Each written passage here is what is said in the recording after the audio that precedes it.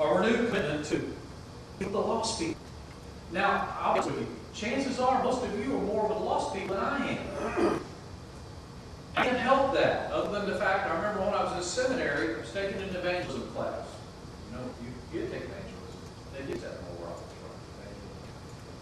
I was in an evangelism class, and the professor stood up and he said, "Have you been around any lost people lately?" We're looking around at a seminary with 3,000 or 4,000 students, and all I can do is sleep and eat, sleep, and drink, being around a bunch of crazy seminaries. He said, "If you're not around any lost people, take your dirty laundry down to the laundromat."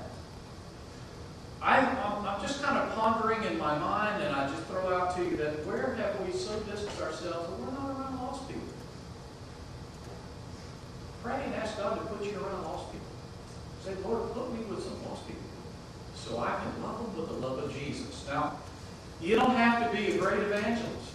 There's only some who are called to evangelism. You know that? You can read the Bible, you see some are called evangelists. Some are called pastors, some are called prophets, some are called teachers. But none of us are exempt from, in our own giftedness and who we are, presenting Jesus to someone. I just love it when my resident atheist friend asks me a theological question. I get a chance to share Jesus. Let me get into the outline here a bit more. I pray that we'll have a renewed commitment not to bring people into the hospital, but to bring people into to lead them and show them what a right relationship Christ is. He'll bring the healing. And let me tell you something else. It's not your job to save people. It's not my job to save people. If you think that's what you were called to do, back and read Matthew 28, 19, and 20. Jesus tells us to do what? Go and make what? Disciples. A disciple, someone who wants to learn Christ, who wants to serve. That's all he's supposed to do. If you're taking Christ out and you're making disciples, it's here to God. It's only God saves, not you. It's our job to build this thing. That's not God's purpose, just in case you didn't know. Might have been God's purpose, and I know it wasn't. Never has been. God's purpose is to build His kingdom. I pray that we'll have a new commitment. Look at Romans 10, verse 13. Paul says, "For whoever calls on the name of what?" Can you get any more clear than that? Whoever calls on the name of the Lord, calls upon the name of the Lord with the right heart, the right attitude, and say, "Lord, I need you, I want you, I believe you are my Lord." You don't have to be a great theologian to go beyond that. There's an soul in this room who can articulate that. You can read that passage of Scripture. I pray that we'll have a renewed commitment to the lost around us, that we can love them with the love of Jesus. I pray that people will see any church as not a hospital for sinners. I don't want to go to the hospital. I have chaplain duty. I go there once a month, and I always go there. I don't ever want to go to the hospital. I don't. Even for the free food that I get once a month. It's nothing to brag about. People look at you today and say, I don't want to go to church. I don't want to go there. If they see something besides, I want to live in a hospital. Another thing I see in verse 14 is not only do I want to make a renewed commitment to be with the lost and to share Jesus in the way that He's gifted me and the way He gives you, I pray that we'll accept the challenge. Verse 14, Paul says, "And how shall they call on Him in whom they have not believed? And how should they believe in whom they have not heard?"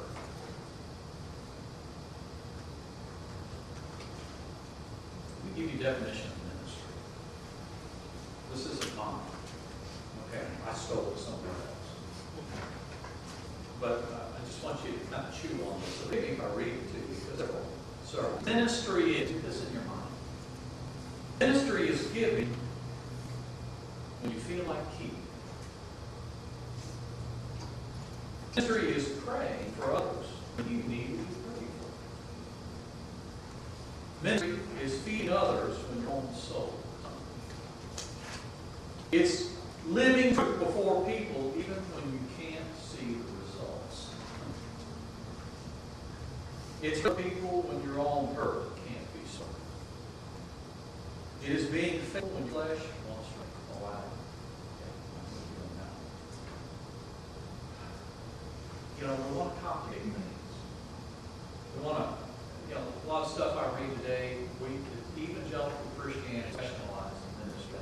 People, the average person, believer, can't do anything unless they've had professional training. If you Romans 10 through 15, that's all the training you need. Everybody gets an A+. If you read that. A renewed commitment for us to be with the lost and say, Lord, use me any way you see fit. It might be making a cake. It might be saying, listen, I can't go there with you. You may not know, you may something else, but I trust Jesus. He's my Savior and Lord. I just kind of we're around the lost in our life. You can be more of a ministry and realize. But if you're flexible to it, it means you should. It's a renewed commitment and a renewed challenge here. What is the preacher? I think like the Strong's let you on this whole secret about because that's preacher. Okay. First thought is, okay, the buck stops here. And that's what I hear Thursday night. The buck stops here. No, it doesn't. Something like the Strong's Concordance, you look up preach or preacher, you will find it used something like 112 times in the New Testament. In fact, there's several different words for preach in the Greek language. But only, get this, 6 times out of 112 times is it used as a formal discourse. When you go out, you're preaching something. When you get in your car and you drive down the road, you're preaching something. You're preaching something. When you work in the yard, you're preaching something. Ask yourself, Lord, what am I preaching? What am I proclaiming? What am I speaking in my actions, through my heart, through my attitude, and delivering a message? Honoring a message. Wow. Because our biggest problem is we think that to get people saved, they have to come into church. And that's not what the Bible says. We're told to go and make disciples in prisons. We have a commission. Look at verse 15. Oh, I love verse 15. It's quoted here. It says, and how shall they preach unless they are sent? As it is written, how beautiful are the feet of those who preach the gospel. Who bring glad tidings. Do you know you have beautiful feet? Anybody want to show me? You know what? You know what beautiful feet mean? Let me translate it for you. Let me paraphrase it for you. Beautiful feet means to me, even though I can't have it anymore, a fresh box of crispy. I mean, let's give it warm. That's what Paul is talking about. How beautiful are the feet. It's approaching someone, they look at it and say, I don't know what you got, but I really like it. Let me talk to you a little bit more about this. The gospel is beautiful. I love to hear. I heard it this morning from somebody. I love to hear when you come in and say, let me tell you what God's done this week. Let me tell you how He has worked, how I've seen God work. I love to hear that. And I listen to that all day long. We have a commission. Go and make disciples. To help people see, you're sitting here, you're connected with Riverbend Baptist Church at this right moment. Your commission is to go out and make disciples and say, you know what? I'm in fellowshipping here. This is where God has me right now. And it's not just a hospital. It's a place where you can see God. It's a place where you can find peace. It's a place where you can worship.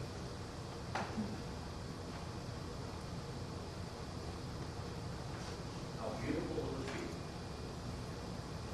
those who love the Lord. I learned, one of the lessons I learned in seminary graduating was how to find, they taught you, said, okay, if you're interviewing with a church, here's what you need to do.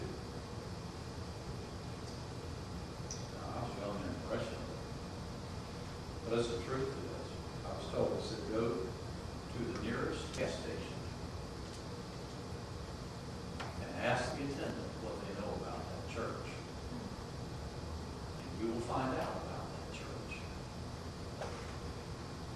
Here's the question. What do you think the gas station would say about it? They might say, when you think about that church, what does that say to us? They might say, what? Bearded man is the pastor there, and you know what? He's just not too. What do people say? I'm not sure. We need to go. We need to be out of the world. This isn't just a hospital. If it's just a hospital, I don't want it. But I won't go to the hospital. If John Baldwin, the Etheridge had their not having a hip replacement, could have been pain-free. I don't know if the two of you would voluntarily do that. But you had that done, didn't you? You're glad to get out. Wow. We have a mission before us here. You got Jesus just in your head. Not good enough. Romans 10, 9 and 10. That if you believe in your heart, Jesus died, rose again. I don't want to assume that you know Jesus. No more than is he alive. The Spirit of God alive. I want to do something this summer, and I'm just giving you advance notice. I don't have a date set. It's been a while since. But I want to plan an outdoor baptism. I don't want to do it in the baptistry. I want to have an outdoor baptism. I don't want to do it in the swimming pool in somebody's backyard. I want to be out in front. And so what I'm going to plan on, we're going to set a date. We'll maybe down to Lawson Creek Park. It's a great place down there to do it. And I'm asking you to pray that God give us the people for his team. We're going to step out in faith. See who can come. And yes, we might even eat some fried chicken. But the greatest thing is to be able to let this world know Jesus loves me. The Bible tells me so. I don't want this church to be a hospital. Hospital is not the answer. I don't want to live in a hospital. Let's pray. Father, forgive us, Father, where we had a faulty or very narrow view of what evangelism is. And I do accept the challenge, Lord, to stay and try and stay as best that I can, and my effort's not good enough to stay true to your word in this pulpit. Father, I'm asking you to help us to take your word outside the walls here. To take your word outside the walls, Father. I'm asking you to give each and every one of us a divine appointment. Not just one, Lord, but many. But Father, I just pray that even next week as we come in, as we have the Lord's Supper, that the testimonies that we share this morning, let me tell you what God's done. We will leave the results to you, Father. We will trust you and we will follow you. And we're going to give you praise and glory in the process. In Jesus' name we praise you. Amen. Our hymn for the text this morning is hymn number 82, Living for Jesus, number 282.